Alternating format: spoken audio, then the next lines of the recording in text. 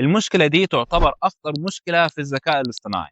الذكاء الاصطناعي بيتعلم من البيانات اللي بنديها له، فلو البيانات دي فيها تحيز أو أخطاء ال AI هيكرر نفس الأخطاء من غير ما يحس. يعني مثلا لو في نظام توظيف اتدرب على بيانات غير عادلة ممكن يرشح أشخاص معينين ويستبعد ناس تاني مؤهلين فعلا.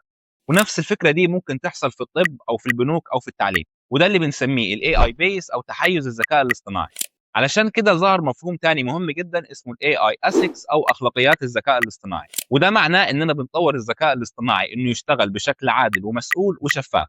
فلو فهمت الفكرة دي هتعرف إن الذكاء الاصطناعي فعلا قوي جدا، ولكن لازم تستخدمه بحذر، ومش كل نتيجة تطلع منه تاخدها على أساس إنها حقيقة مطلقة.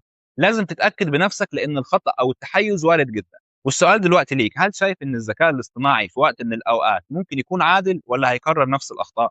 قول لي رأيك في التعليقات، وما تنساش تعمل لايك وفولو علشان تفهم الذكاء الاصطناعي بشكل بسيط وذكي.